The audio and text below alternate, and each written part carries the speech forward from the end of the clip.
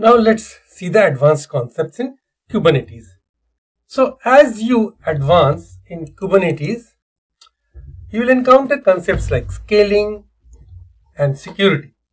So horizontal pod autoscaler adjusts the number of pods based on CPU usage, while vertical pod autoscaler adjusts resources, requests and limits.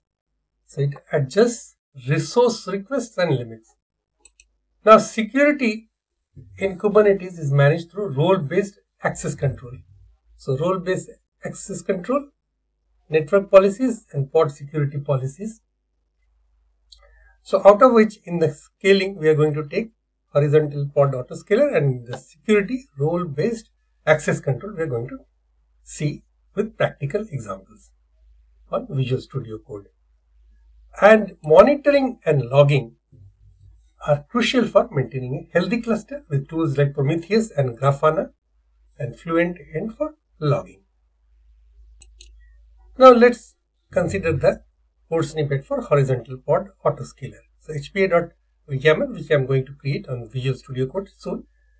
API version autoscaling version 1, kind horizontal pod autoscaler, metadata, name, Nginx HPA spec, scale target reference, API version apps version 1, kind deployment, name Nginx deployment, okay, and min replicas 1, max replicas 10. Minimum number of replicas and the maximum number of replicas are 1 and 10. And target CPU utilization percentage is 50. And so we'll apply the HPA configuration by kubectl apply on file with f flag hpa.yaml and then verify HPA status by kubectl get HPA. And similarly the code snippet, so let me go through the code snippet of both of them before actually going through the Visual Studio Code and implementing these horizontal pod autoscaler and role-based access control. So rbc.yaml API version is 1, kind is service account, metadata my service account, namespace is default, API version is rbac.authorization.whatever, kind is role, metadata namespace is default, names pod reader, rules API group empty, resources pods, verbs get, watch and list. And then we'll do the role binding, kind role binding, metadata name read pods, namespace default, subjects kind service account, name my service account, namespace default, role reference is kind is role, name is pod reader and API group is rbac.authorization.kts.io. And then we can apply RBAC and verify role binding by kubectl apply command and then kubectl get roles and get role bindings. Okay, so let's switch over to Visual Studio Code and see the actual thing in action. So here, let me switch over to the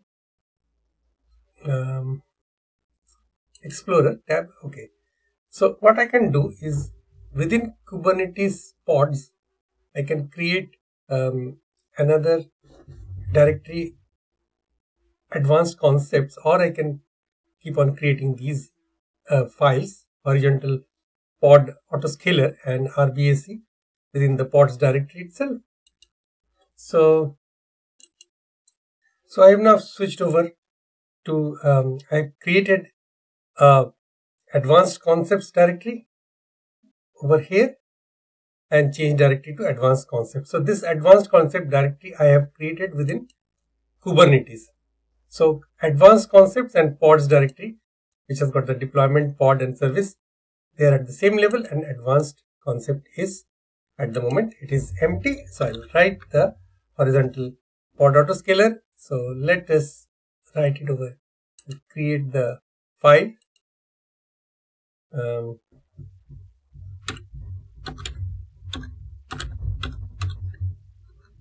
HPA.yaml, and over here I put this code HPA.yaml save the file, and then I will apply the horizontal pod autoscaler. So again,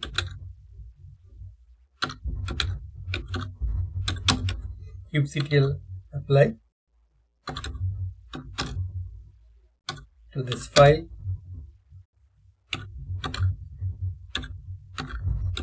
hpa.yaml. So horizontal pod autoscaler dot autoscaling nginx hpa created. So with that, this name is written over here. nginx hpa is created. Now I will get that HPA by verifying the I'll verify the HPA status or horizontal pod autoscaler status by this command again, kubectl get HPA.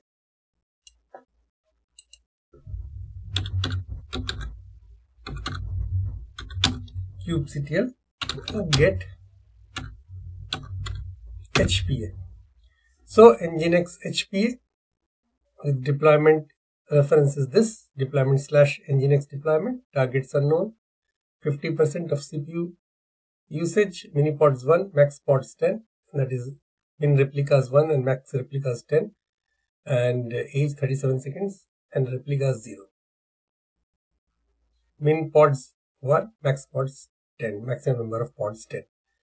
Alright, so I've got this done, and then I will create the role-based access control within this advanced concept directory itself. So create another file, new file, RBAC for short, RBAC.yaml, RBAC.yaml, and on this RBAC role-based access control.yaml, I'll paste this code, save the file, and then I will apply the RBAC.yaml.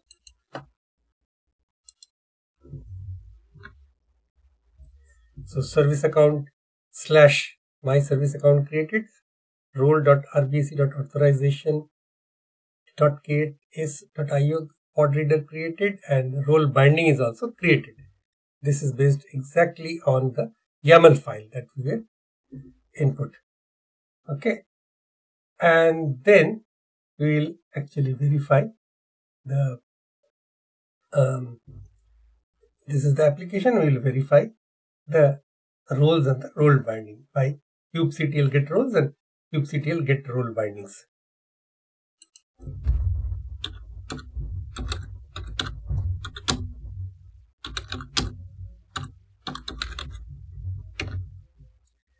So pod reader created at this time, get roles, pod reader is the role. Okay, so you can see role reference kind role, name is pod reader, and get role bindings.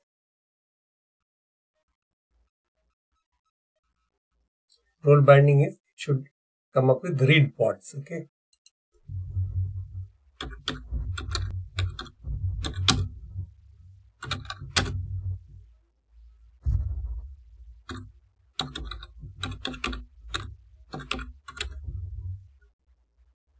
get role binding.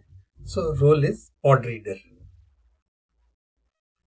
Read pods, name is read pods, that comes from here, read pods, role binding name, and role binding is read pods, and role is role over pod reader role here. Okay, role reference is pod reader, read pods. Okay, so it has got the role binding as just able to read pods. So in the next lecture, I will do a bit of a discussion to explain what we have done in this lecture about horizontal pod autoscaler, try to understand a little bit into the actual YAML file, and then the role-based access control.